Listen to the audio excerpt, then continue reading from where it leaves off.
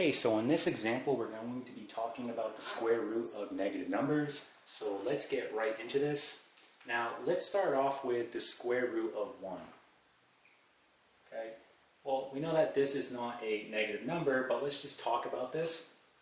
The square root of 1 is simply just going to be 1.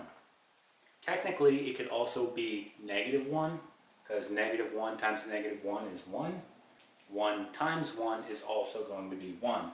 However, they do not indicate plus or minus here, so we're just going to say positive 1. Right? Now, what happens if we have the square root of negative 1? What is that going to equal? Well, we run into an issue here because we don't have two numbers that when we multiply will give us negative 1, right? Think about it. 1 times 1 is 1, not negative 1.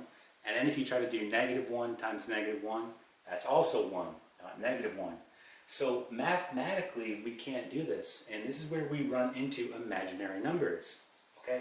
So the square root of negative 1, we're simply just going to call I. So the square root of negative 1 equals I. So I'm going to go ahead and record this.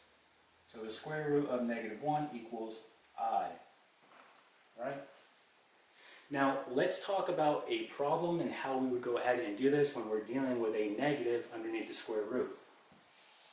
So let's say we have the following, the square root of negative 25. Now, just before we start this problem, notice that they do not indicate plus or minus on the outside here. So we're just going to give the positive answer here, not the negative as well. So just keep that in mind. Now we have a negative underneath the square root. So what we need to do is go ahead and break this apart. We can break this apart the following way. The square root of 25 times the square root of negative 1. Now as you progress, you won't have to do this every time. This is just more of a visual so you understand what's going on. Mathematically, this is the same thing as the square root of negative 25. But now you can see the square root of negative 1 here. Okay? And we know that the square root of negative 1 is simply just going to be I. So what we're going to say here is I square root of 25. Okay? And then we're just going to take the square root of 25 and that's going to give us 5. Again, we're only going to include positive 5, not negative 5 here because they don't indicate plus or minus. So now we get I and then 5. And now again, you always want to write the I at the end. So your final answer will be 5I. Okay, and this is going to be your final answer. Alright, let's try one more example. So let's say we have the following, the square root of negative 28.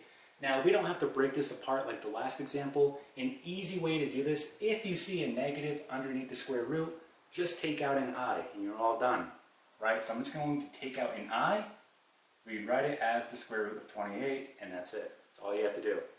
Okay, and now you have to work on breaking down the square root.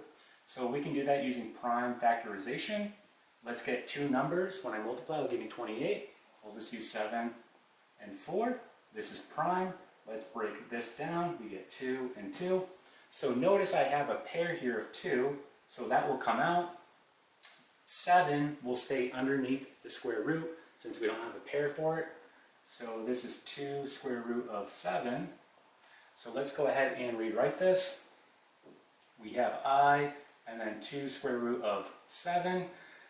And again, we want to write the I at the end. So we're going to get 2I square root of 7. And again, they do not indicate plus or minus here. So we're just including positive. All right. So this is going to be your final answer. Alright, so that is the square root of negative numbers.